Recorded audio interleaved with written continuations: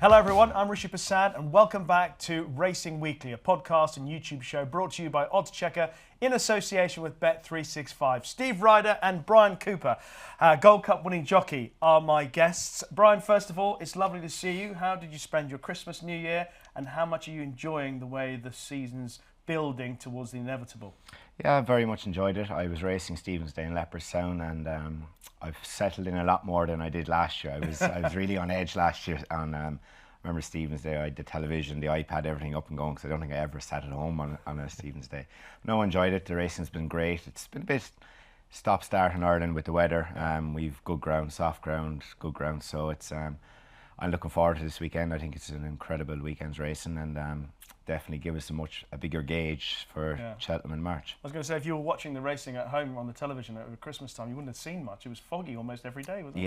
Yeah. I remember driving up the road to Leopardstown on Stephen's Day. I was like, this is going to be called off. Yeah. And they were, I think it was on hold for a little while. They were worried, but they got through it. But no, there was plenty of eye-catching results. And well, yes.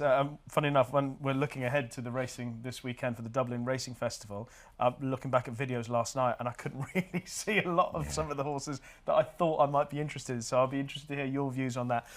What about you, Steve? How's your new year gone so far? Yeah, very good. Yeah. Improved punting-wise this year towards the end of last year. I'll give a shout out to Hayley Moore and Johnny Ward. They put up Banbridge for the King George on our Christmas preview. So we actually landed a nice double because Victorino won the Silver Cup as well. So it was a 30-1 double of the naps from the Christmas show. Well, at least you all got a runner with your naps of the shows.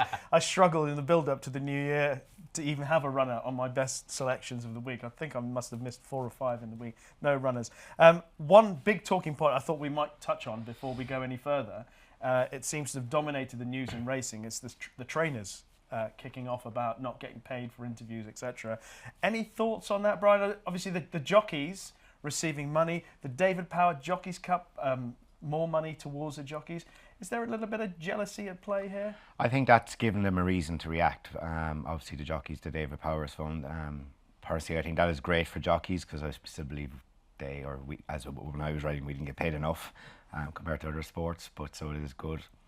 Look, it is like, where do you come in and say, like, obviously you've the partnerships they have with bookmakers as well. So that's different sponsorship deals. So I don't know what way to think about it. I can't see anyone in Ireland asking to do it, so definitely not. I can't see Willie Mullins or Gordon Elliott saying I want to be paid by Gary for an interview with Gary O'Brien. So, but look, it looks like it's going to come in, and it's a tricky one. Well, I'm due to be at Sandown on Saturday, which is the day that it's supposed to start for those that are signed up to the PRA. And the PRA, not everyone signed up to the PRA.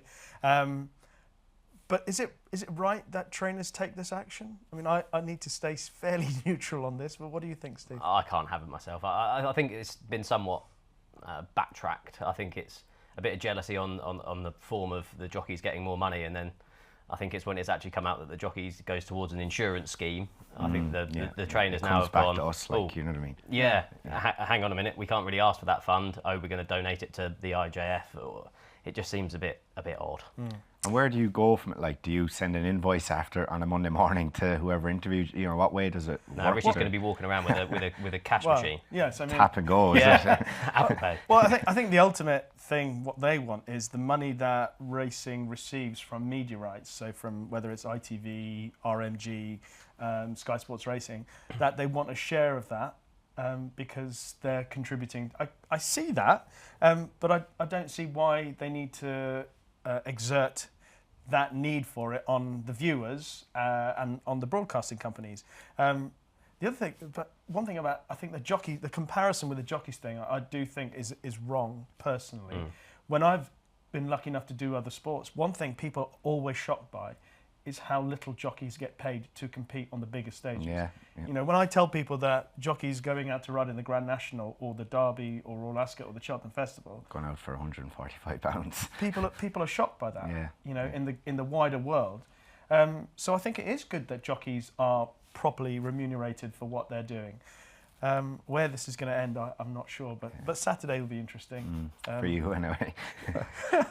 I'm looking for. I was saying I'm going to be working with Steve Mellish on Saturday, who's also a regular on Racing Weekly. I was saying to him, I might just do the interviews myself. I'll interview myself. I'll be the trainer. Yeah. I mean, it's going to be, well, we'll see how he or she comes out of the race, and we'll open up all options. Next? Yeah, we'll open up all options. Did well today with the ground. Been working well at home. Jockey, have a word with the jockey.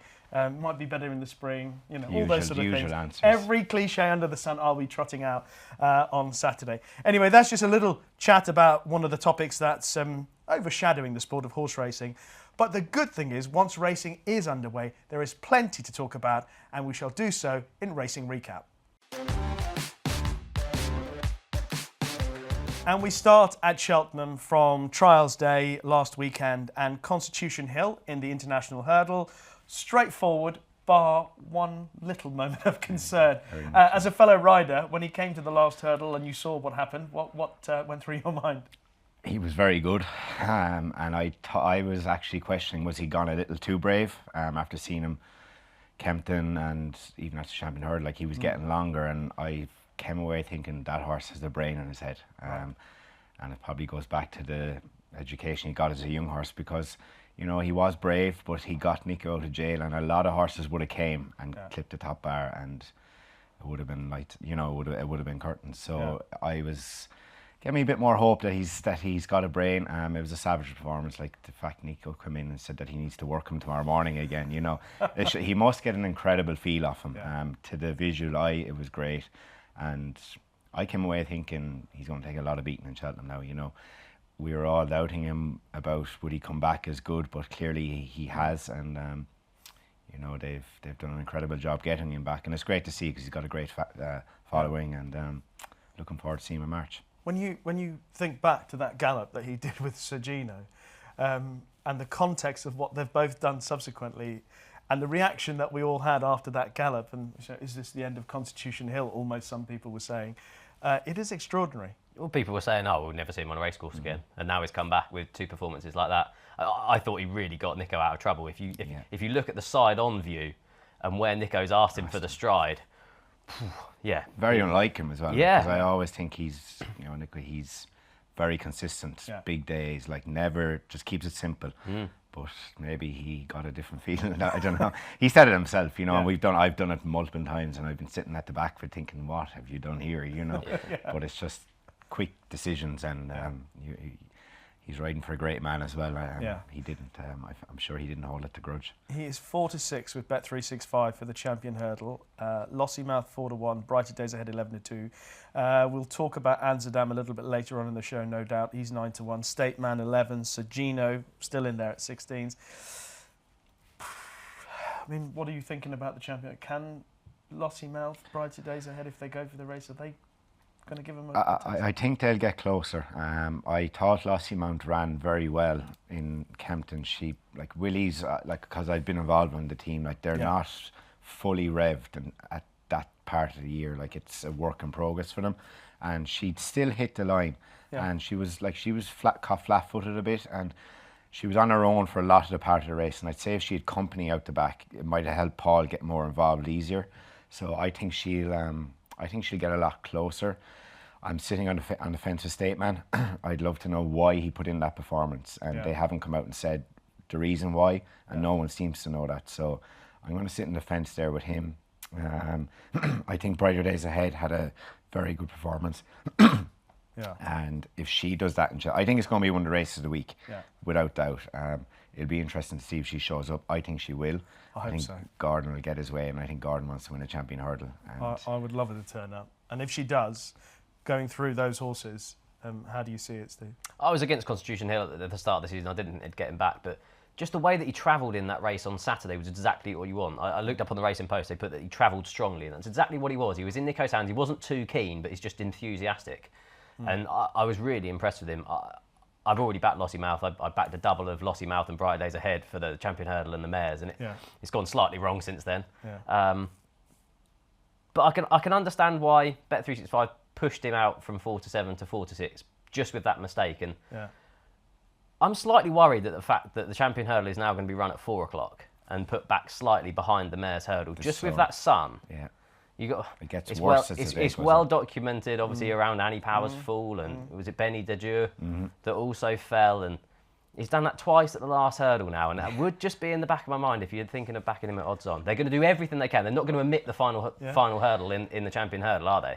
And it is going to be another thing to think about approaching that last. It's never been omitted. I'd say I can't ever remember. As long as I rode in Cheltenham, I've never bypassed any jump. No, I think he's. I think I'd be okay with him after seeing what he did the last day. I know there was no shadow on it, but I gave him every opportunity to fall, and he didn't. So I've full faith in him. Shadow or no shadow. But interesting. And also one bit of race IQ for that. He lost through the race at every hurdle. He lost 1 mile an hour roughly, and at the last hurdle where he made that horrendous mistake, he lost 2.17 miles per hour at that. So even though he made that mistake, there was only a tiny, minuscule differentiation between the rest of the way around. The mighty Constitution Hill, the 4-6 favourite with Bet365 for the champion hurdle. There was also a Gold Cup trial on the weekend, the Cotswold Chase. L'Empresse, he has got some record at Cheltenham, albeit his fourth in the Gold Cup probably last year sets the standard for where he falls in with his Gold Cup prospects again? Yeah, fourth beaten 15 lengths, and you'd imagine he's going to run a similar race again. He just seems to be better going left-handed than right-handed. The concern I had with him coming into this race is that he'd shown quite a lot of his best form fresh.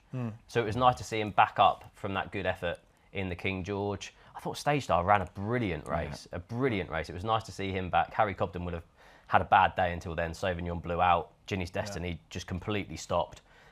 So yeah, it was good to see Stage Star bounce back to form. Apparently they're going to miss the Ryanair and go straight to the Bowl to keep him fresh, but I think they should really go for the Ryanair. I thought that was probably a career best performance from him. It's a wide open race as well this year because there's a lot of uncertainty of what's going to go there, and it could be, it might be a race could be left behind. Yeah, a couple in behind as well.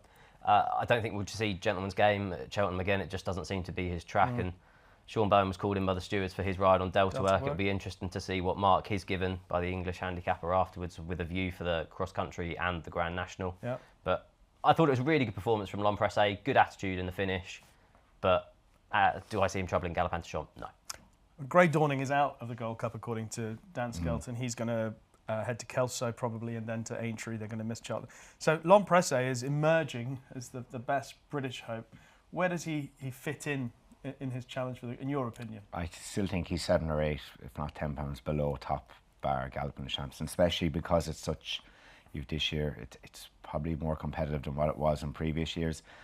I can't see him being competitive. Maybe he could sneak into the first 4, but that's at best. Yeah. If it came up very soft, maybe it might suit him even a bit better. But I think he's just lacking 7 or 8 pounds from the top drawer. Yeah. And if you trained Stage Star, or he was one of Bryan Cooper's studies, would you go for the Ryanair? Yeah, definitely. Like Cheltenham is Cheltenham. And as I said, when there's a lot of uncertainty of what's going to show up, will LA France running it? So I think it's an opportunity for Paul Nichols to maybe have a winner in Cheltenham when he mightn't have a lot of runners there as well, Yeah, I'm with you. I'd like to see Stage Star head to the Ryanair as well. One horse I'm pretty certain, because Nigel Twiston-Davies does not hide his horse's lights under a bushel.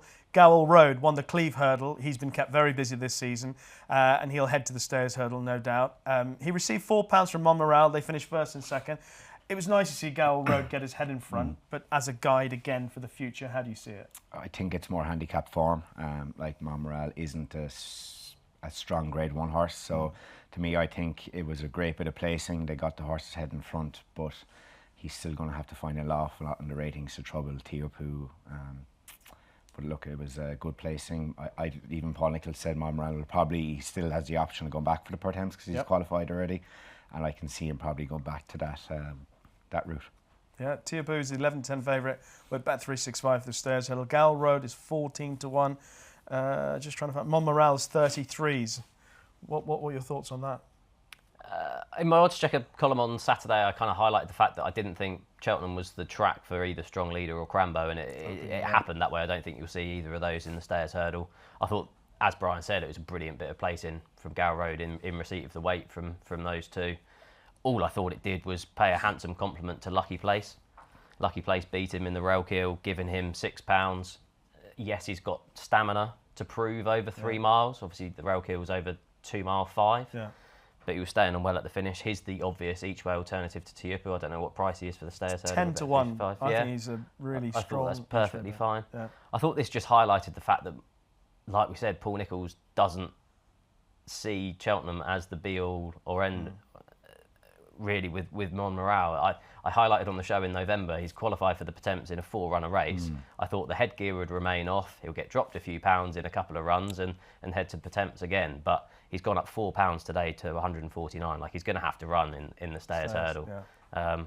Prize money, yes, he's finished second in 2 Grade 2s with the blinkers back on, but he's probably given up his opportunity of winning at the Cheltenham Festival because of it. Yeah, he could probably. Is he training them maybe for Aintree? Maybe. Will he skip Cheltenham altogether and just go to Aintree for the 3 mile there? Maybe. But I mean, he could run 4th or 5th, you're thinking, at best in the Stayers. There is very little doubt that one of the most impressive winners of the weekend was East India Dock. It's hard to imagine that after he won his previous start at Cheltenham, when I think James Owen was chatting after the race, he said, I might have one better than that. Hasn't quite worked out. I think he's decided that East India Dock is his best chance of winning the Triumph Hurdle. But is he Britain's best chance of winning the Triumph Hurdle, or is Lou Lambert the better chance? I like Lou Lambert's debut at Ascot. I was impressed, but I'd have East India Dock ahead of him in the market, personally. I thought what he's done on both the courses at Cheltenham has been really impressive, particularly the way that he's jumped. It's hard to believe that he was beaten on his handicap debut on the flat off a mark of 66. Yeah. Like he is a brilliant horse. You look at his breeding, he's a half brother to Burdett Road. Obviously, he had his sights lowered, his colours lowered, in this race last year by Sergino, but East India Dock was really impressive. I was just really impressed with how he jumped. Yeah. Really quick. The switch to the new course would really suit him with his flat form, that long run between the second last and the last. And what is he, 7-2 now for the Triumph Hurdle? He is 11-4, East India Dock. Lou Lambert is the 11-8 favourite at Bet365. East India Dock 11-4. And then there are 3 in behind. Hello Neighbour, Lady Vega Allen, St. Lucy, all in behind. 8's Hello Neighbour, and then 10's the other pair. And they're due to run potentially this weekend. How impressed have you been by East India Dock? Very much so. He reminds me a little bit of O'Connor, similar style. His jumping is very good. Heart skips a beat when you mention that. It's a long time ago now, but no, very similar style. And O'Connor didn't reach a high rating on the flat as well. He was kind of rated around similar. So I think it was very good. The distance he put between Stencil from the back of the last, he travelled into it very strongly, but didn't seem to find a whole lot. But I was very impressed with Lulu in Ascot. Really? Yeah, I thought that there was just a bit of a wow factor there to me, and it was interesting to see Nicky to say that they didn't really dip him at home. They'd done enough, and he was worried would he have enough work done for the day, and clearly he did. It's going to be a hell of a race, and I know people have mixed reviews about the Triumph Hurdle, but I think this could be one of the races of the week this year, and especially with Hello Labour as well. He was very impressive in that percent. Should probably also mention Palladium, who ran at Huntingdon. I mean, he's 20-1 for the Triumph. He's obviously one of the Henderson runners. Any thoughts on? I thought it was workmanlike. I was a bit disappointed. I can't see him really.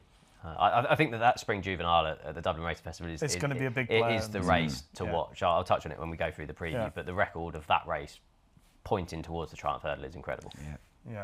I was saying to some friends of mine who were watching the racing on Saturday about East India Dock. He's the kind of horse that if you were describing him as a human, he's just like a really good bloke. It's just the way he's like really honest. Nice fella. Yeah, he's so good in the race. It must be a lovely ride for Sam because he travels nicely. He was hanging a little bit, I thought. He was leaning out to his right, I thought. Because I just saw Sam at the top of the hill before they ran down to the second last. He just mauled him into the inside a bit and was trying to keep him in, but maybe he was just getting a bit idle in front as well. Well, lovely horse, but looking forward to seeing that. As there'd be perhaps a big change or maybe significant alteration to the market after the Dublin Racing Festival with those horses running this weekend. Okay, some other races to mention from the last week. Anything in Ireland in particular, Brian, that would be... I thought Dancing City was very good in race. just looks a big old-fashioned 3 mile chaser, and it's what you want for that race now. So I was very impressed with him. I think he's jumping. He spends a little time in the air, but I think he'll come down, and I'd say he's definitely. I know we've Ballyburn as well, but I'd rather, with his racing style, I'd rather Dancing City than Ballyburn for Cheltenham. Really? I think it's a tough race. You need to stay very well, and. Do you think in Willie Mullins' head and connections, do you think they believe that Ballyburn is a much better horse than Dancing City? I'd say on homework, yes, but like Dancing City won 3 Grade 1s last year, but no one gives him the credit he deserves. It's like he's just, he's won again, but like to win 3 Grade 1s as a novice hurdler is very, very good, and he improved as the year went on, and I think he's even better this year. And if I had the choice, I'd ride him in Cheltenham anyway. Right. Ballyburn, yes, he was very good last year, but to me, his jumping, he was okay in Kempton, but he's too hit and miss, and he's just a little bit forward and might do a little bit too much in the race before he really sees it out. All right. I mean, it is pretty obvious listening to Willie after Ballyburn won at Cheltenham last year, saying he could be a champion hurdle horse, he could be an Arkle horse, he could be a Gold Cup. I mean, he got the whole Willie Mullins spectrum of what he could be, which kind of makes you think he thinks that he's one of his best horses. Yeah, I'm not convinced with his jumper technique. I didn't particularly like him on his debut or at Kempton either. I'm sure the person that's enjoyed watching both runs is Danny Mullins in the hope that he'll get back on Dancing City because that'd be an incredible spare ride to pick up in the Brown Advisory. Can I ask you about Amsterdam, who I backed for the champion hurdle after he won on his first appearance at a big price. And then Willie says he mightn't go there. But now, having seen his price go to 8-1 with Bet365 for the champion hurdle, now Willie saying he might wait for Aintree. Can we get a price on him for the Arkle next year? I think that's what I'm more interested in. He jumped unreal. There's a lot of scope. And I was talking to someone about it yesterday evening, and I can see Willie training him with the view of next season, teaching him how to race a bit, teaching him how to settle.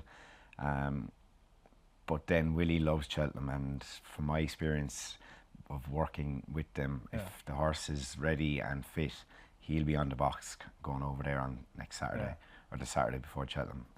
Unless, they sit down and have a discussion and with the view to next year. But Cheltenham is Cheltenham for Willie, and every horse goes there bar, no matter what. And do you think the well-being of Stateman will be a big play on whether or not Amsterdam runs in there? Yeah, I think there'll be no decision made on see what if Stateman shows up on Sunday, and if the old Stateman does. But I know he won the champion hurdle last year, but he's got a lot of ground to make up with Constitution Hill, and if he gets well beat on Sunday, will they switch him back and step him up and trip to the 2.5 and Aintree as well? Could be an option. He looks as if he would get further.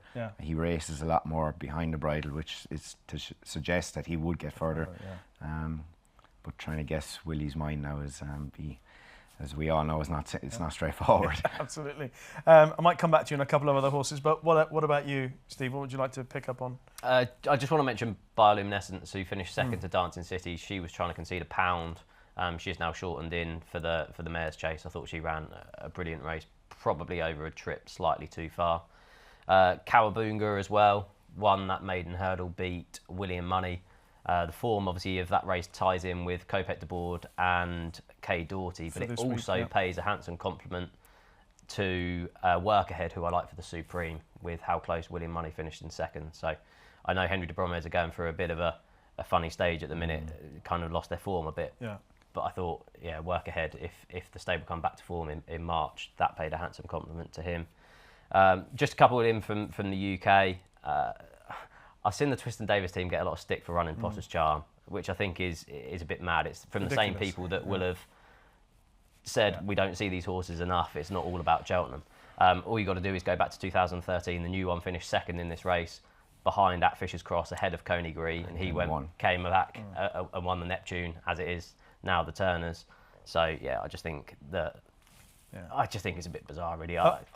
Some people thinking, I think so to play devil's advocate, people are saying running him in that race on Saturday has hampered his chances at the Cheltenham Festival. Do you see any credence in that? He had a hard race. Like, Sam didn't spare him from the back to the last either, but it's 7 weeks, I think, is it? So it's not as if it's 3 weeks away. They'll freshen him up. And he's a young horse. Yeah, and he took, like, prior to that, he took all of his races very well. Like, he backed it all up. So I'll forgive him for having a bad day. I'm a big fan of the horse. I actually tried to buy him I told someone to buy him, and they didn't buy him. They said he was too small, and I remind him every time he wins. And I was honestly, you should have bought that horse. But no, he's a great, and I think he'll even be a better chaser next year as well. Oh, for sure. Definitely. Yeah. And the other thing about the race is I don't want to be too dismissive of the winner. No. 6 Mile Bridge, who looks like might be a smart horse. I mean, he had potential in bumpers and obviously switched stables, etc. But if you look back at Quebecois and Bill Joyce, they've almost run to exactly their Sandown form. Bill Joyce didn't run too badly behind the New Lion at Newbury. So I don't think the form is that bad, and I don't think 6 Mile Bridge should be underestimated. I think he's around 16 to 1 for the Turners as well. I thought that was something to just bear in mind. From that, rather, people were quick to, because Pollock's Charm got beat. I think they were like, well, the winner can't be as good. Yeah. I thought it's also worth Schomburg's ride on Moon d'Orange. I thought was incredible. Yeah. Looked pretty disinterested at the back, and then suddenly swept around the outside, made an absolute unbelievable blunder at the last, and still managed to win. The novice handicap chase is well worth following. Jaguar won that. That novice handicap chase has been a great pointer to the Cheltenham Festival. Mr. Whitaker, Simply the Bets, and Stage Star have all gone on to win at the festival. After that, he's up £7 to 139. So Jaguar is well worth looking at in that novice handicap chase. Jatara beat Katira in the Yorkshire Mares Hurdle. I just don't think Katira truly stays 3 miles. I thought the race for her might be the Aintree Hurdle. She beat Django Bay in the 2.5 mile handicap hurdle last year. She's going to be rated too high to go into that. But I thought the Aintree Hurdle sometimes is a bit of a weird race. Sometimes it's strong, sometimes it's a bit weak. And I know Langadan may well be targeted there, but I thought that might be a race that completely suited her. All right. I thought Caribou was very impressive yesterday. I liked what he did. He put a lot of distance between some okay rivals behind him, and I can see him stepping up maybe and being a Supreme. Not maybe good enough to win a Supreme, but he could rock up in a big price and definitely finish the money. I was going to ask you about the much touted Maureen. Well, I was just looking. I'd rather 16 to 1 for Aura Vega than what price is Maureen. Let's have a look. I think she was shortened anyway from. A lot of people were, she's 11 to 4. 11 to 4. Very Maureen. Short. She doesn't look like a 2 miler to me. I think she wants a trip, and I think she might get caught out for a bit of speed. I know it's on the new course, which will probably suit her. There's less jumping in the last half a mile. She jumped big, she jumped good, but she jumped quite big, I thought. And I'd have Aura Vega at 16 to 1 than I would for Maureen, and she's going there off the back of one run. Yeah, it'd be a massive task to win. Aurora Vega won the Solarina, and she's 16 to 1 bet 365. Maureen 11 to 4, 6.5, 4 to 1. Jubilee Alpha 10s. Kinsign for the Henderson team 14s. Anno Power 16s. Yeah, that could be a good race. Any other horses you want to mention from the weekend, or we covered them all? Just We've All Been Caught has rejoined Nigel Tristan-Davis. He ran 4 times for Christian Williams.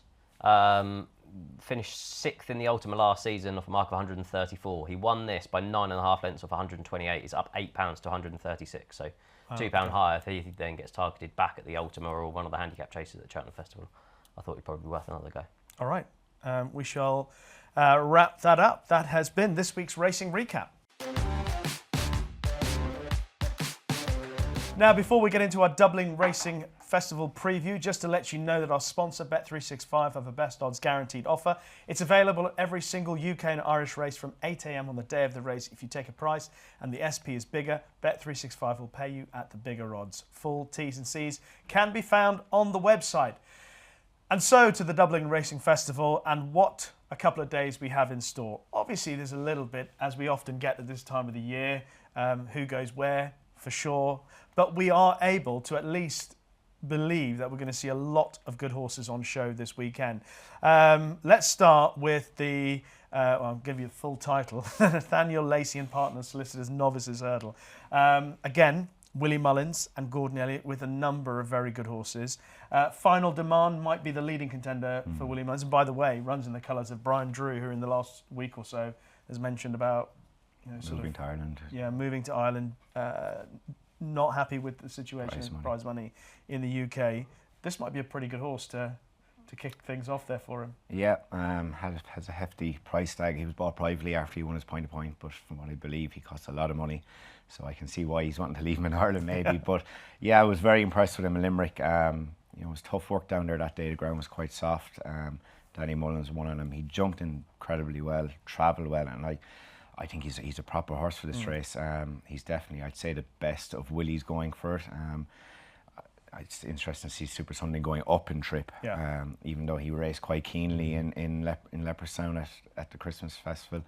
I think the Yellow Clay is still one of the, he's like a bit like Dancing City. He's winning every day, but not getting the credit he's deserving. He won a Grade 1 the last day. He's definitely on the up, but I just think Final Man has a lot of class, and you need a bit of class to win this race. I won it on latest exhibition and beneficent, and you need a good horse to win it, and I think this is Willie's strongest hand. All right. Final Demand was very impressive. Is that the horse that you think is the one to beat? I mean, he's got the sexy profile in the race coming into it. It's funny, the four of Willie Mullins towards the top of the market all have different profiles. You've got Jasmine DeVoe, who obviously won the champion bumper, hasn't jumped well on his 2 starts, but going up in trip at a slower pace should aid that. You've got Sounds Victorious, who the other way round definitely needs to step up in trip, was workman like last time to battle to get back to it. Final Demand, was impressive last time. You don't really know how good he is. I thought Super Sunday probably set the standard on what he's achieved so far, but I'd have the same reservations as Brian with regards to settling over that longer trip. I assume Patrick will probably keep the ride and Paul will choose between the other two. But I kind of priced this as in the Yellow Clay isn't going to come here. I thought he'd be a lot shorter. And I'd be slightly interested in Blue Devassi if he was to step up in trip. He finished second behind Romeo Coolio at Christmas. And he's obviously got the entry in the 2 mile and the 2 mile 5. And I'd probably chance him if he was declared for this longer race. Yeah, the thing about horses in this sort of category, I always think they get a sequence of wins and then they get beat once and they can either go the wrong way or they can learn from it. And I think people are sometimes too judgmental when they get beat and that winning record ends. I think they should be given another chance, and that's what I was thinking about Blue Devassi as well. I think. Yeah, I like the horse. He's just, I think, was his form prior to this, early in the season was on a bit of nicer ground when he done his winning, and he showed a good turn of foot in Navan. So I just questioned the trip. He got beaten in a 2 mile 2 bumper in Clonmel, I think, as well. So. I think he just, they'll probably be, if he runs, they'll ride him to run well, and maybe he'll come home and nick up a bit of place money. All right. The Spring Juvenile Hurdle has been already touted as a big player for the Triumph. Hello Neighbour, one of Steve's horses to follow, obviously won on his hurdling debut. There's the Willie Mullins pair, St. Lucie and Lady Vega Allen. Hello Neighbour and Lady Vega Allen in a rematch. How do you see this one being played out? I'm a Hello Neighbour fan because I bought him for the owner. So okay. I'll be shouting him on. I thought he'd done a lot wrong in Leopardstown at Christmas. I know the visibility wasn't great, but I was there. I probably saw more than you saw on TV. And he'd done a lot wrong and still won. So it was only his 3rd ever start in his career, and it was a big ask throwing him into a graded company straight away. You know, he was in the maiden hurdle on the 2nd day as well, but Gavin went with the bigger option. He jumped well, got in underneath a couple of his hurdles, but I think Keith bounced him out and rode him forward. I think he might ride him a little bit more cold because he probably showed a gear or two that they didn't think he had. So no, it's going to be no easy task. I think St. Lucie was very impressive, but I can see Hello Neighbour improving more maybe than St. Lucie. She had a run in France. So hopefully he'll get it done and keep the owner happy. But again, it is a very good race. Lady Vega Allen hasn't a lot to improve as well, you know. And as I said, Willies don't be fully tuned for their first run for the year, so maybe they might improve. But I think Hello Neighbour is open to more improvement than the others as such. I like to hear what you're saying about how Hello Neighbour is going to be ridden this time, because you watched how the race ended last time, and a lot of people go, well, if the race is run again like that, you think Lady Vega Allen will run past him. St. Lucie was impressive. I mean, I'm also going to throw in Zainab. I know, hopefully will run for Gordon Elliott, half sister to Zana here, and bolted up. Obviously, he'd never been beyond a mile on the flat. I like the way the form obviously isn't quite as strong as some of the others, but I thought that was an interesting one to throw in the mix. But it's a good race. It's a really good race, and it's well worth looking at for with regards to the Triumph. If you look at it, last 4 winners, Quilixios went on to win the Triumph, Vauban went on to win the Triumph, Gardamarceau and Lossiemouth finished 1-2. They then switched round in the Triumph hurdle, and then last year you had Cargies, who finished second in the Triumph, and Margeborough finished third at the Dublin Racing Festival and went on to win the Triumph. So you need to watch this race with regards to the Triumph hurdle. Willie's won it for the last 3 seasons. I'd be with Bryan though. I really like Hello Neighbour. Rated 97 on the flat in only 2 runs. It's a serious rating. Was a bit keen, didn't jump particularly well from what we could see, and I thought he'd progress. I completely get the case for Lady Vega Allen stepping forward as well. I would imagine Danny will be on her and Paul Townend would remain on St. Lucie, but yeah, I'm really excited about Hello Neighbour going forward. All right, it's a terrific race, and as Steve has said, make sure and watch it with a view to the Triumph hurdle, because it is a huge indicator of the likely outcome, although this year with Lou Lambert and East India Dock, it may not be as straightforward. The Irish Arkle, just looking at the market for this race at the moment, Margeborough is the 4-6 favourite, Ilet Lantique 9-4, In the Pocket 7-1, Touch Me Not 8s, Firefox 9s, Down Memory Lane 16s. What's going to run? What's going to win? I can't see Ilet Antique running anyway. I was going through it last night. I'd be shocked if Willie shows up. He's had his 2 runs. He's won his beginner's chase. He's won his novice chase in Nace, and maybe he might go straight to Cheltenham. But I don't know. Maybe I'm wrong. Marjama was very good. Yeah. I thought he did what. Look, there was a lot of hype about him. I know Tully Hill. It was a strong enough race, but Tully Hill to me has been disappointing. So like, he's not a Grade 1 horse, and for Marjama to be a real Arkle contender, I expect him to do that. He jumped very well, looks a real 2-miler, and look, it's probably not. It's going to cut up. Yeah. Firefox might run. I expected him to improve from a fence, but I don't think he has. His form is probably still the same as it was as a novice hurdler. So it should be a straightforward task for him. I think In the Pocket's got an entry in the handicap chase as well. Yeah, so might be one of your favourites. Yeah, viewers of this show, will know how much I love Margeborough. I'll be disappointed if he's beaten here.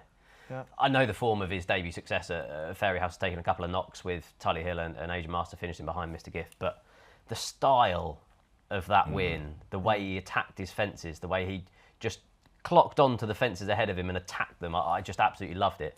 And the way that Mark Walsh rides, he sprinted clear after he the opened last. them up from the back to the last. Mark Walsh never does that. No, ever. I thought it was really, really eye-catching. I just hope he's really impressive here, and you have a proper match between him and Sergino at the Cheltenham Festival. With regards to Atlantique, if he does run and gets relatively close to Margeborough, I'd just be slightly concerned with him with the spring festivals. His form really tailed off last year. I don't know whether it was the spring, whether it's the better ground, whether it's the travelling over from Ireland, but he was really disappointing. So even if he does get close, I imagine he'll shorten for the Cheltenham Festival, and I just wouldn't really be with him for the spring festivals. Arkle betting at the festival, Sergino 8-11, Margeborough 130, Ilet Lantique 10s, Ballybone's in there at 14s, unlikely, might go further. L'Heure de Sud 14s. Who wins the Arkle at this stage? I know Margeborough's about to run this weekend, but Sergino, I think. How confident are you about It's all going to be prices on the day. Like, if you ask me to have a bet in the race now, I'd back Margeborough at the prices. But we'll see what happens come the day. You could even back Margeborough at that price each way. Sorry. You could, because it's going to cut up massively. Mightn't be a big field. Exactly. So you could, in fact, take a little loss if Margeborough places at 130. How good do you think Sergino is, Bryan? He's as good as I've seen. I thought that was a spectacular performance in Kent, and whatever Nicky does with these 2-mile chases, I don't know. But it really is extraordinary. Yeah, you know, his record is go incredible. back to the old days of Remittance Man, but then Sprinter Altior, it is extraordinary. Shishkin. Now, John Bon, Shishkin, and this Sergino, well, who knows what he could be. Anyway, let's move on and talk about the Irish Gold Cup, which looks like a rematch between Galopin des Champs and Factophile. I'm glad that they're back against each other, because I've got a view on what happened last time out. I'll start with you here, Steve. Obviously, Galopin des Champs at Leopardstown, over fences, game's over. It's Galopin going left-handed, should be game over. He should be 9 from 9 in his career. Obviously, the only time he was defeated was when he fell at the last when clear of Bob Ollinger at the Cheltenham Festival. Those 2 performances in the Savills Chase are among the 2 best performances I've ever seen. Yeah. I just thought he was absolutely brilliant. I thought Paul looked after him with a view to Cheltenham in this race last year, didn't want to do too much.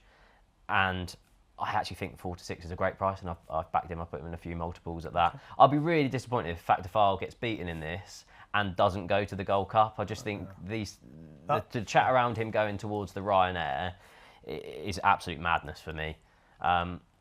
Talking of disappointments, I think my love affair with Monty Starr might be over. I was really disappointed with him at Tremor. I thought it was a bit of an odd bit of placing. I didn't think Tremor would particularly suit him, but I didn't particularly like the way he travelled. I didn't particularly like the way he jumped. Really rusty. Yeah, and, I see a lot of people putting him up as the each-way alternative for a Gold Cup, but I'd just be back in Galopan. Straightforward? Yeah, in Leopardstown, definitely. They'll definitely ride Factor File a bit different. I'd say he'll take his time a bit more. Yes. But I'd say Mark Walsh should be riding him with the view to Cheltenham and teaching him how to race and how to settle. I know you always want to. I don't think winning will be priority number one this day. I think he'll have to teach him a bit more. But no, Paul's just going to book out, and I hope he man Gallopin's neck again, you know. And I've never seen a horse win in Leopardstown over 3 mile like this horse has. Like you go back through all the great races, Beaver Sam and Best Mate. Like this horse is accelerating from the back of the last in a 3 mile Grade 1 and in Leopardstown, stiff test. Like it's incredible the engine he has, and joy to watch. I don't want to crab it, obviously, because it was majestic, that win last time over Factor File. But he got an easy enough lead, didn't he, last time out? Any chance of anything else in the race maybe saying I might sit with him? Because maybe they can't. Maybe they can't sit with him. They're not. I don't think they're good enough, being honest. They're not. They don't, like, it's grand say I'll stay with him, but then they won't have enough in the tank for the end part of the race, you know. Hewick, he's probably not going to run. Too soft. Jerry Cologne probably is going to go straight to Cheltenham. I'd imagine Gordon's going to go down that route. Monty Starr, but you know, on the back of his run in Tremor, it's not good enough to take on Gallopin from the start and say he could pull up after 2 miles. You know, you don't know what's going to happen. I just think he makes it look so easy, and especially with the 5 fences down the back straight, the more jumping that's there, the better for him. And I think that's why he's so good around Leopardstown. Yeah. I thought if Jerry Colon was to run here, and I know he's not going to, but then you could have the argument of team tactics and get conflated up there with him hassling. Yeah. But Gordon hasn't got anything good enough to actually exploit that. And Willie Mullins isn't going to do it to himself. So I just think it's going to be another easy victory. And the other point I wanted to make about watching the last race was the fact that, and I know that there was a lot of, obviously, Jerry Hannon, when they hit the line, you know, does that huge thing about Galopan des Champs, and you all go, oh, amazing. And it was amazing. But I don't think his superiority over Factor File was quite as marked as you go, right, that's it for Factor File. No, I thought it was still a good run. A lot of people said that was, a lot of people sort of suggested that was ended Factor File's Gold Cup. I thought he ran a terrific race. Like it's very hard for them second season. Like, he's a second season novice as such. Like Don Cossack, the year he won the Gold Cup, or he actually went for the Ryanair before the Gold Cup, and the more racing them horses get, the more they learn how to relax and race properly. And I can still see him being a Gold Cup horse next year. You know, like he's the one who's open to improvement, where Gallopin is probably at his very peak now, whereas Factor File is probably open. Personally, I would go for Ryanair with him this year. I know that's only because it worked for Don Cossack. Yeah, but it probably get, like, he could have a grueler this year in a Gold Cup, and then will that affect him for next year? Whereas like he go for Ryanair, which I think he would win him personally. But I think they Splans Tower for that as well. Yeah. So, but I do think the more racing he gets, the better he's going to get. I think so, because he settled seemingly during the first circuit, and as soon as they went past the stands, going out into the final circuit, Mark's hands are never down on his withers. They're always just He made up. A mistake as well at the second one away from the stands. It is, I suppose, that he'd no cover. He was trying to, as a rider, I know what he was trying to be close enough to Paul and use him as a gauge. And horses do get lit up when they go away from the stands. You run downhill and it's quite wide open, and that's what happened to him, you know. So I can see him riding with a lot more cover. I'd say I can see him be 4th or 5th down the inside. I'm quite excited by what you're saying, because now in my head I'm thinking, because I like him for the Gold Cup still, so now I'm thinking he's going to ride him to settle and teach him. He'll get beaten by Galopan again, and his price will drift, and then we pile in. And then he wins Gold Cup. Okay, let's look ahead to some of the action involving Ballyburn, the 2 mile 5 novices chase. Now, Ballyburn got beaten by Sergino last time out, but Connections, I think some people were talking about the stayers hurdle for him, but at no point, I think, did Connections ever think that it was anything other than staying over fences. And what do you think about Ballyburn as a staying novice chaser? I think 2.5 is probably his trip. I can't do it. I don't think he, at this moment in his career, is a real 3-miler. Yeah.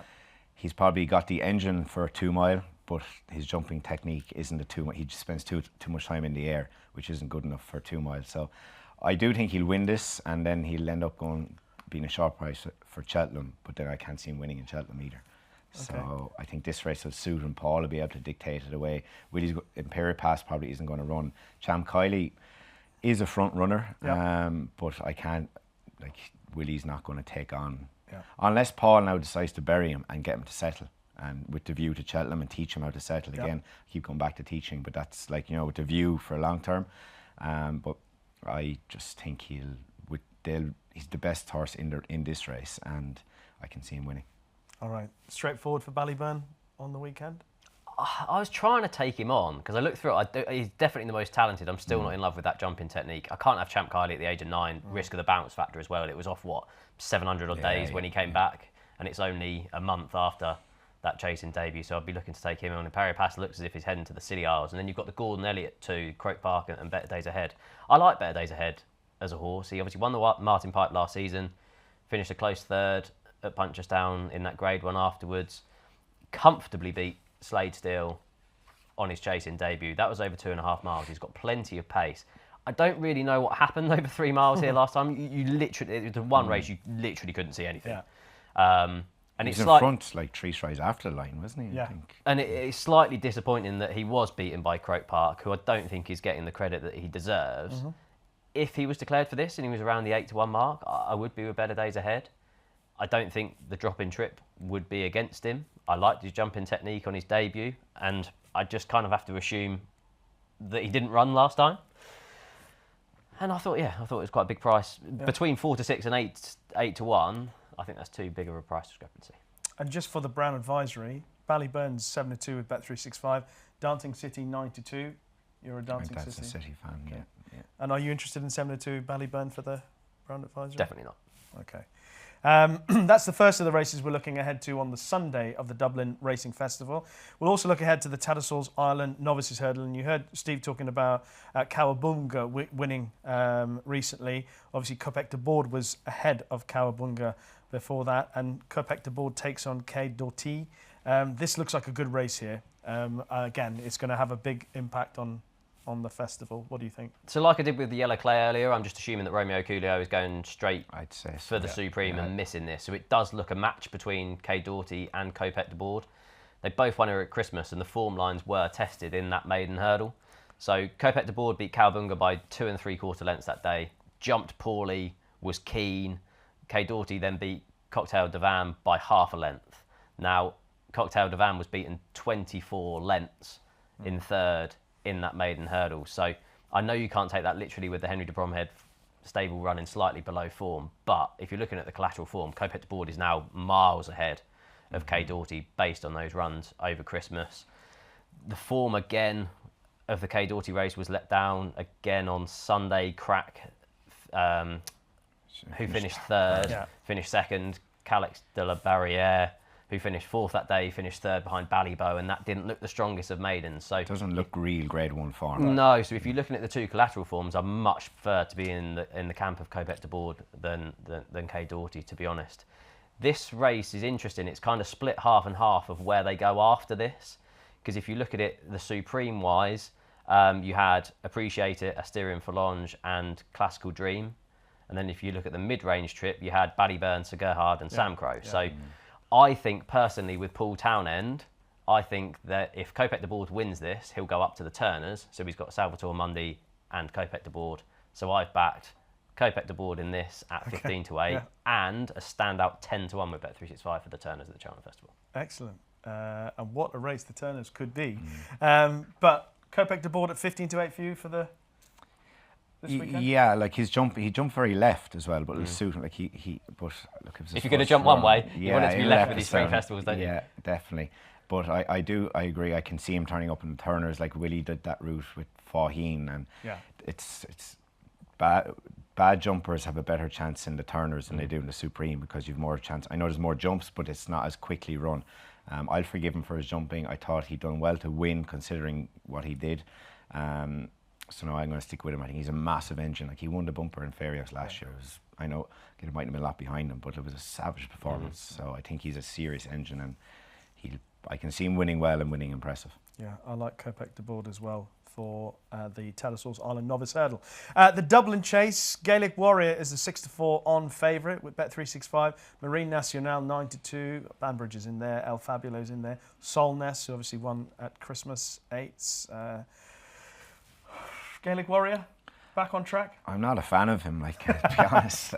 Like, he's very short, considering there's a length and a half between him and Marine Nationale from the Christmas run. Yeah. There's not a big distance, and I still don't believe Marine Nationale is a natural 2-miler. I don't think he jumps quick enough, but I wouldn't back Gaelic Warrior 5-6. Now, what Banbridge isn't going to run, Solness got to run the race last day.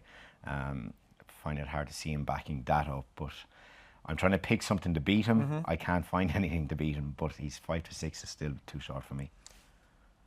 There must be some horses that you watch and you go, God, I wish I was back riding that.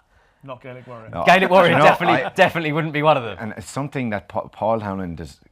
For me as a rider, and it's probably hard for you to see, I think that was one of the rides of the festival. It might have looked it, but he was not straightforward, and he made it look so simple. What was the thing that made it so good? He just got him into a rhythm and kept, like, the horse jumped. He kind of rode him off a bit of a long rein and never asked him to do anything. He kind of he control of the whole race at every point, and I think that was like just. To me, it shows how good Paul is, and sometimes is that tapping into the mind of the horse? Yeah, the horse was in a lovely rhythm from the very minute he jumped the first fence, even down to the last. He just coaxed him down to, like, he extended him without setting him alight. Yeah, and I just thought it was an incredible piece of riding, and Paul's back on board. Not saying Patrick did anything wrong with him, but I do think Paul will get a better tune out from him than maybe Patrick would. And I won't like hearing that, but sorry, Patrick. But as well as Patrick has done, we're talking about Paul Town. Yeah, like, he doesn't get the credit he deserves sometimes for the rides he gives horses. Like, he makes it look so easy sometimes, whereas he very rarely gets it wrong, and he gets obviously he gets more opportunities than anybody else because he's riding for the biggest, strongest stable. But he's trying to think of mistakes he's made. Yeah, like, and he makes bad jumpers look good jumpers, and that's a sign of a very good rider. Yeah. There's been 7 runnings of the Dublin Chase. Guess how many Willie Mullins has won? 7. All of them. How many winners is he going to have this weekend? Lots. Yeah. I'd chance El Fabiolo in this. I know the vibes haven't been strong. He's coming back from a setback. It was a disaster in the Champion Chase, and I just don't think he was right at Sandown. I think that was purely just a run to get Willie the Trainers' Championship and get some prize money there. But if you look at the comparison of Leopardstown form between Gaelic Warrior and El Fabiolo, it's chalk and cheese. Gaelic Warrior's won here 3 times. Yes, he won a handicap hurdle here over 2 miles, but that was off a mark of 143. He unseated at the last when well beaten behind Factor File last time, and I didn't particularly like his run behind Solness at Christmas. I thought it was fairly lacklustre. I don't think Leopardstown is his track. El Fabiolo, on the other hand, has ran here twice in his career. 10-length victory over Banbridge in the Irish Arkle, and then beat Dino Blue by 8.5 lengths in this race last year. Like, you can make excuses for his final 2 runs last season. He was sent off, 2-9 for a Champion Chase?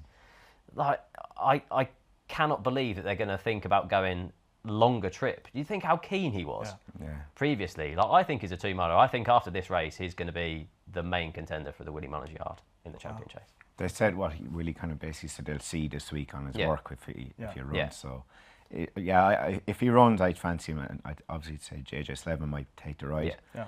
And if you told me 12 months ago that it'd be 7-1 for a Dublin Chase the next year, I thought you were mad. Yeah.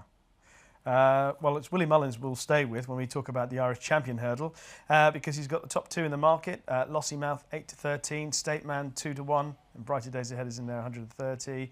Not sure what race Dysart Enos is going to run now. I think she's going for the Kingwell Hurdle apparently. She's missing. She's not going to Ireland. No. Okay.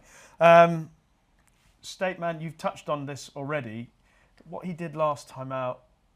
Okay, Brighter Days Ahead blew the race apart. They went hard, and she ground away. But still, you've got to find out what happened. Nothing is has showed up, they've said, or they can't put any explanation down to it. Yes, every horse is entitled to a bad day, but that was worse than a bad day. It was Laporte, like Winter Fog he's a experienced handicapper as such, you know. You'd prefer it to be that bad than beaten 5 lengths? Though, maybe, yeah. Well, if he was beaten 5 lengths, that's probably as good as he was. Yeah. And it probably just shows he was winning weaker Grade 1s and until something better came along. But he never. Maybe the mare's that good. I don't know. Well, possibly. If I like Paul's going to have a tricky decision. I know he's a soft spot for a state man, but for me, if I was, I'd have to ride Lossiemount. Now, unless they know something that we don't know, but like, you couldn't ride him on the back of that performance anyway. Views? I mean, if you look on official ratings, he's a pound clear even with the allowance. State man, I'd forgive him. I've got a bit of an interest in this race because I backed State man as soon as Lossiemouth had an entry for the international hurdle. Yeah. And he's now back to the same price as what he was at the time at 2-1. But I think if you look back at the reappearance run behind Brighter Days Ahead, he was conceding race fitness that day in the Morgiana. Like, on RPRs, that was a better performance in that race than his previous 2 victories in that race. So I don't think you can say that he's regressed from there. What Brighter Days Ahead did at Christmas was exceptional, and I'd much prefer him to have been beaten the distance he was than finish 5 lengths behind her and basically regressed from that run back. You're getting the biggest price he's been since the 2023 Champion Hurdle. I'm not convinced they'll run Lossiemouth against him because as a mare, you've got a few other options, haven't you? They've got the race at Punchestown. Is it now the is it the Quavega Hurdle that Annie Power won? Falls just within the 3 weeks between Cheltenham. I think it's like it could be even 20 days or something like that. I was looking at it last night. Because I think Annie Power won it at about, I don't know, beat me in Apples. Well, no. Something beat me in Apples Jaden. And I went back and won in Cheltenham then. But Annie Power won it. And I don't know whether Willie Mullins will have bad memories of it because Gala Marceau was beaten at a short price in it last year and then didn't really run very well at the Cheltenham Festival. But I just think they either run both of them there and decide, okay, who's going to be our stable number 1? Yeah. And if State Man beats Lossiemouth, do you then go for the Mare's Hurdle instead and have State Man as your number 1? I just think, I don't know, I'm just not convinced they're going to run both of them. And yeah, I'd back State Man at 2-1. I'd love to have a little mic in the office there next Friday morning to see what's going to run. I imagine Willie Mullins is like, all right, what should we do? I thought it was brilliant about I saw he was interviewed there at the press day last week and someone asked him about Amsterdam and he said, I think we might go to Gorn or somewhere. And then whoever was doing the interview said, he's entered an ace on Sunday. Oh, is he? So clearly I think David Casey must do the entries and Willie looks at them after. Well, the interesting thing after Kempton with regards to Lossiemouth was talking about getting her sharper. So it would be interesting wherever she runs, if it is this weekend, just what type of performance in terms of the way she goes through the race would be the thing for me to see whether or not she is going to. I'd say they'll ride her more positive. Like she has won over 2.5 at the end of the day, and I know everyone was raving about her performance in Fairyhouse beating Theapoo, but she beat. They went so slow. I couldn't even believe after Gordon with all the runners in it how they went so slow. Maybe they couldn't go quick enough, but like it was just played into her hands so easy. Okay, that's a look at the Dublin Racing Festival as a whole. There are a couple of great days at Musselburgh, and there's also potentially a good card at Sandown if it takes place, and the Scilly Isles Novices Chase takes place. I was interested just to talk about that race very briefly, the Scilly Isles Novices Chase, because Imperial Pass is 11-8 favourite with Bet365, Django Bay 2-1, Caliph de Burley 7-2, Handstands 9-2, Only by Night 8s. Any thoughts on whether or not Imperial Pass will be just too good for them, or I think it'd be quite a tight race personally. I thought he was much better at Limerick than what he was at Fairyhouse. I was worried for him at Fairyhouse. I thought he was going to get beaten at a very short price, about 3 out. But yeah, he was much better in that Grade 1 at Limerick over Christmas. But I was really impressed with Django Bay. The way that he jumped at Cheltenham on his first start over fences, I just think with Sandown and those railway fences, I just think that will give him the advantage over Imperial Pass. It's all about prices, isn't it? Yeah. The form has been boosted. He beat Springwell Bay by 6.5 lengths. Springwell Bay went on to win after that. And I just think if you're getting 2-1 about Django Bay instead of Imperial Pass at a short price, I think you've just got to back him. Any views on this? Solness was second, wasn't he? And like that's probably not good enough form. But I liked the way he jumped. He jumped a bit right, but it will be a good race. But I was very impressed with Django. I thought it was a good performance, and you know, Nicky's are on fire there at the minute as well, so it'd be hard to shy away from them. Yeah, Sandown's a funny. I mean, you know better than us, but I think if you're in a good rhythm and in front and jumping well at Sandown, you'll always be hard to pass. You can nearly win the race by the time you get over the last fence down the back. You know, if you're caught on the back foot there, it's very hard because you turn out the back and you're actually on the climb. You're climbing from there the whole way till the finish line. You've the third last and you've a ditch. You know, it's a jumping track and it suits it. Well, with that in mind, I'm kind of half thinking I'll have a speculative bet on handstands because he's been around Sandown. He won. That's where he got his career back on track. I thought he was pretty good at Christmas time, and I just like the fact that he is improved. He's clearly improving from start to start.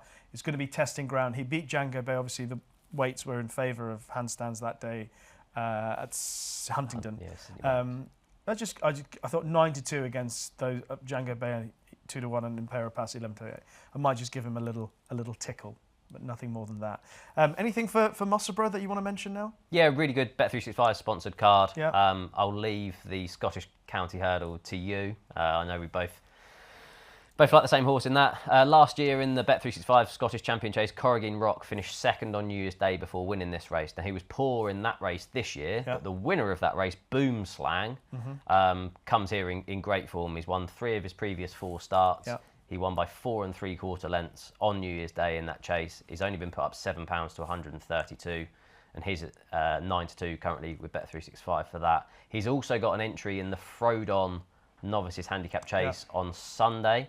So I'm hoping that he goes for the champion chase because the horse I like in the Bet365 Novices Handicap Chase is Asta La Pasta. Okay. Now looking back at that, he finished 3rd to Caliph de Burley at Newbury in November, and then finished 2nd to Leader in the Park at Kempton on Boxing Day. Leader in the Park has subsequently won again since, so that form has been boosted, and Asta La Pasta runs off only £2 higher mark. There's no prices yet, Bet365, but I'd like him for the Novice Handicap Chase on Sunday. All right. Anything else from Dublin Racing Festival that's running? Surely there might be 1 or 2 names you want to throw at us. I like this meeting. Well, you can ask that question, but I think this meeting of the waters in the 3-man handicap hurdle, if he gets in, he's rated 109. Like at 9-2, he's definitely the bet of the weekend. Like he shouldn't come off the bridle, but I don't know will he get in. I was going to say he's £36 lower than his mark over fences. I just think Gordon won it last year with Maxim, and his off 149 or something. I just think he's going to run him to keep meeting the waters out of the race. How many's Willie in it? Actually, be interesting to see. That he doesn't have to declare to get him in, but because he did mention that at Christmas after he ran as well that it might be a target for him. So when I walked in here this morning, Steve was already poised and waiting. He'd arrived an hour early because he wanted to ask you about one horse in particular. Amen, Kate. Yeah, I think everyone has been asking. In the mare's bumper. So look, I was at home. I rode her yesterday morning. She's in great form. This has been the plan since Listowel. She had a break. She actually got a bit of time out in grass as well. Physically she's developed very well. She looks way better. Like physically she's improved, and we can only go by what ability wise and what she did in Listowel, and it was something very special. I text Patrick Mullins after Stevens because we the horse that was second in the bumper. He chinned us on the line on Simon Maneer's horse, and I said, "You robbed us today." And he texted me back. He said, "I think you'll be robbing us back at DRF." But look here, it's great for Dad. You know, obviously she's 11-8. She's a good price considering she's beaten Carrigmore Spruce impressively. Yes, she's improved, but if we improve, I think, look, hopefully she's going to take a lot of beating, and it'd be nice for a smaller trainer to have a winner there as well. It would look good and be a good celebration as well. Oh, I'm sure. That's enough for you. I think that confidence. Definitely. Like you can't be too bullish. I get where Brian's coming from, but like the style of her victory was incredible. Just go back and watch it. The form is working out well. Like she is a proper mare, and I'd say like if Willie trained her, she'd be a very sharp price favourite. And she's what I think about 5 to 1. 5 to 1. Like, you know, and considering she's beaten Carrigmore Spruce 8 lengths, and it's hard for us to tell ability-wise if she's improved, but physically she's turned inside out. She's actually grown a bit. She's a lot stronger than what she was in the stall, and she wasn't straightforward to train. Now she's tricky, and she has settled down a lot as well, which hopefully might help come. My only worry is it's the very last race, and there's the ground. It's going to be very chewed up. You've a big field handicaps. Like it'll be. If it was on Saturday, I'd be much happier because the ground mightn't be as bad. But if the weather stays the way it is, it'll be a test. And sometimes good mares get beaten in this race. But look, I'm hopeful. When you rode it yesterday, did you put your riding boots on, or did you ride her in wellies? Oh, green wellies all the way. Retired. As soon as I retired, the leather boots went out the window. At least you rode in your boots, unlike Seb Sanders, who's wearing his socks. So, I'll just mention a couple. I like Lucas Tipple, who obviously has got some good form from Ireland, who runs in the Bet365 Scottish Triumph Hurdle Trial at Musselburgh. And one other horse I'm keen to see how she gets on, but she's going for a handicap, the mare's handicap at the Dublin Racing Festival, Queen's Gamble. She's up to 134, but I thought she ran really well at Newbury. She got beaten by Navajo Indy, who ran quite well next time out of a much higher mark. And then I think the fourth horse home was Salva, who then ran really well behind Nemean Lion at Windsor. So the form is holding up. And I thought she was probably inconvenienced by the way our champ was leaning into her a little bit, and she ran on nicely to the line. She's a really strong mare. I think this has always been the plan. This race has been in the pipeline for her for quite a while. So Queen's Gamble in Ireland. So those are the other two that I'll mention. Lucas Tipple at Musselburgh and Queen's Gamble at the Dublin Racing Festival. And that is our wrap. But before we get into our best bets of the weekend, just to let you know of a free-to-play 6 horses challenge. It's available every weekend with free spins on offer if you get 2 or 3 selections correct. Prize pools available for 5 and 4 correct predictions, as well as a jackpot for all 6, and T's and C's apply. So to the best bets of the weekend, and Brian is our guest, so tradition demands that he goes first. Final demand. I'm not going to give amen, Kate. I'd say Dad will shoot me if I do. So no, I think he's the more. I'm just very confident on the evidence of what he did in Limerick, and I think the vibes from what I'm hearing down there is very strong, and I just think he's the safest one. I'd love to give Meeting of the Waters, but he's not guaranteed to get in. So. Okay. So final demand on Saturday, the first day of the Dublin Racing Festival. For Willie Mullins in the colours of Brian Drew. Steve? Mine will come on Sunday in the Tattersalls Island Novice Hurdle, and it's Kopek de Board. I was really impressed with his hurdling debut at Christmas. That form has been boosted by Cowabunga. Since, I think he can settle better, I think he can jump better, and I've backed him for this at 15 to 8 at Bet365 and at a standout 10 to 1 for the Turners at the Cheltenham Festival. Excellent. And I'm going for a horse that I've tipped up a couple of times so far this season, and he hasn't run yet, for me anyway, at least when I've tipped him. But Affadil in the Scottish County Handicap Hurdle at Musselburgh, a race he won last year off a mark of 124. He's got down to 120 this year. He hasn't run that badly overall this season, although his last run at Southern was disappointing, but I think you could put a line through it. Was never going that day. He has a pretty good record at Musselburgh. He's run there 3 times. He was third. He won the Scottish Triumph Hurdle back in 2023 at the same meeting, and obviously he won the Scottish County Hurdle last year at the same meeting. And incredibly, he returns back to the same race off a £4 lower mark.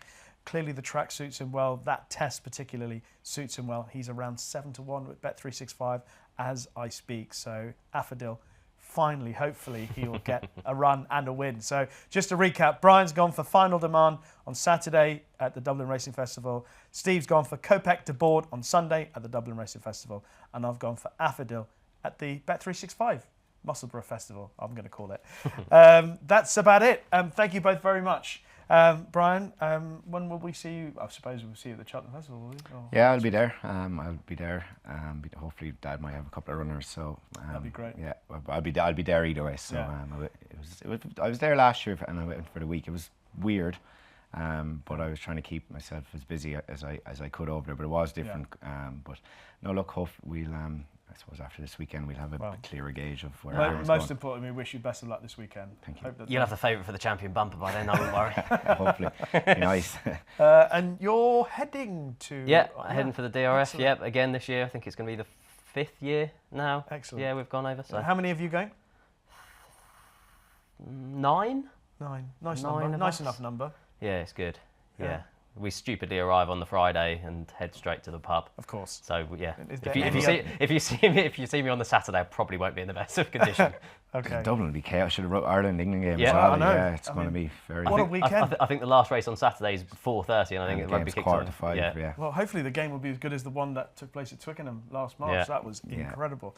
Anyway, and I will be at Sandown on Saturday doing Interviewing interviews yourself. with myself. Just tap and go.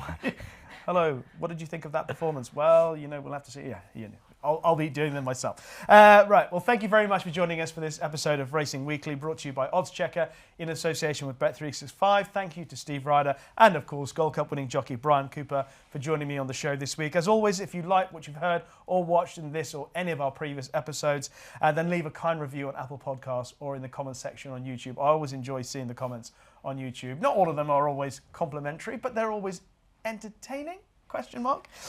We'll be back next week. Andy Holding is going to join us. We'll be looking at the Denman Chase card at Newbury. Should be a great day's racing next week at Newbury.